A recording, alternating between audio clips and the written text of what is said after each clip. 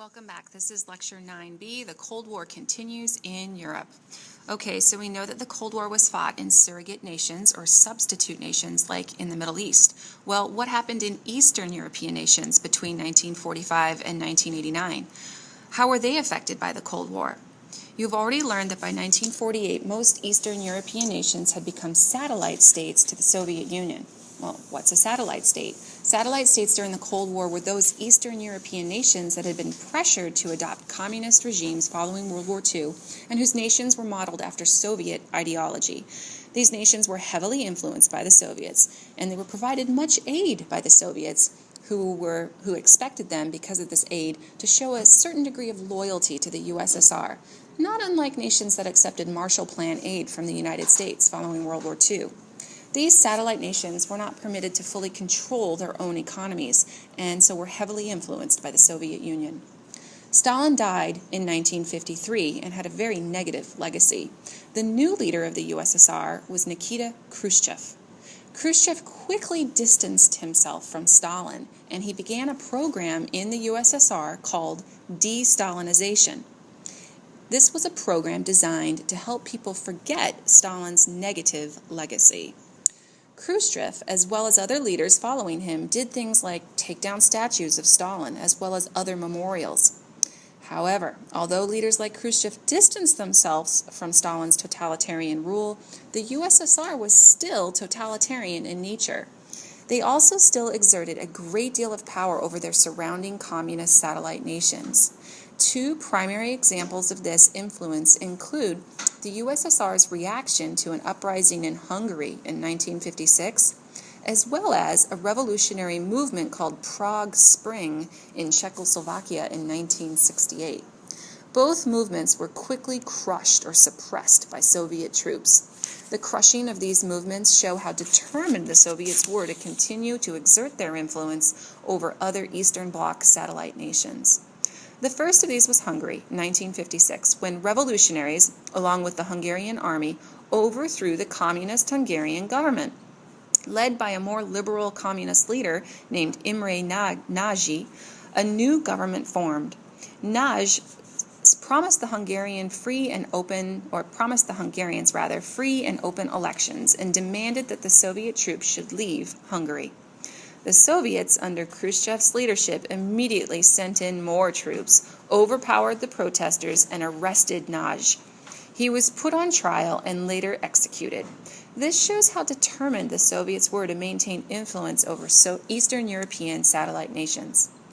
In 1964, a new Soviet leader replaced Khrushchev. His name was Leonid Brezhnev. Brezhnev continued many of the policies of his predecessor, including the suppression of revolts, the limiting of freedom of speech within the Soviet Union, and limiting freedom of religious practice. Those who spoke out against these policies were often arrested and imprisoned for long periods of time in work camps in places like Siberia. One such dissident, which is a word for a person who speaks out about something that they don't like about government, was a man named Alexander Solzhenitsyn, who wrote novels depicting life under Soviet rule. One of Solzhenitsyn's most famous works is One Day in the Life of Ivan Denisovich, which recounts a dissident's time in a work camp or labor camp in Siberia, whose sentence in the camp keeps getting extended over and over again. I highly recommend this book. Solzhenitsyn later was kicked out of the Soviet Union. He became a U.S. citizen during the Cold War period and won the Nobel Prize for Literature in 1970. Following the end of the Cold War, he then renounced his U.S. citizenship, and he moved back to Russia, a move that was controversial and criticized by some in the U.S. In any event, Solzhenitsyn's treatment under Soviet rule was really standard during the Cold War period and shows the degree to which Brezhnev and other Soviet premiers were willing to crack down on dissidents within their nation, as well as in satellite nations. Other examples of Soviet suppression of revolution in satellite countries includes Czechoslovakia in 1968.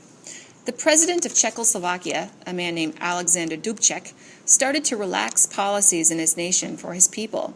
His brand of communism became known as socialism with a human face. He eased up laws regarding censorship of the press and started to allow people more openly criticize the government and its policies. Pretty soon, a revolutionary intellectual movement, along with Dubček's many reforms, was being referred to as Prague Spring. These reforms were quickly suppressed by the Soviet Union, who sent in troops in August of 1968 to prevent revolt. Dubček was removed from power. However, after the end of the Cold War beginning in 1989, we will see Czechoslovakia experience much change. In 1992, Czechoslovakia became two separate countries, Slovakia and Czech Republic. Dubček ended up becoming the new leader of a prominent political party in Slovakia. So all in all, these events show how willing the USSR was during the Cold War to suppress nations. Naturally, all of this tension only added to the political climate between the US and the Soviet Union. Well, during the 1970s, tension between the superpowers actually lessened a bit. The Cold War seemed to be undergoing a thaw. Things weren't as tense as they had been before. Instead of confronting each other directly as we had during the 1960s under the policy of brinkmanship, or always being on the brink of war with the Soviets, like, the Cuban Missile Crisis, etc., the 1970s were characterized as a period of détente, which is a French word, meaning lessening of tension.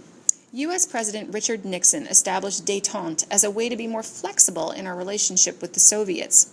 There were a number of cultural exchanges, students were encouraged from both nations to study overseas, and nuclear arms treaties were signed to reduce the number of nuclear weapons we were making. These included the SALT treaties, or the Strategic Arms Limitation Treaties. These were signed in 1975 along with 33 other nations at what became known as the Helsinki Accords. Unfortunately, détente ended in 1979 when the Soviet Union invaded Afghanistan and a new president came to power in the U.S., Jimmy Carter. Subsequent U.S. presidents continued a strict policy of anti-communism, including Ronald Reagan, who took office in 1981. Reagan's Strategic Defense Initiative, or SDI, sometimes referred to as the Star Wars program, was designed to shoot down Soviet missiles. It was never implemented, but it shows that the tension had redeveloped between the USSR and the USA following détente. Thanks for listening. Bye.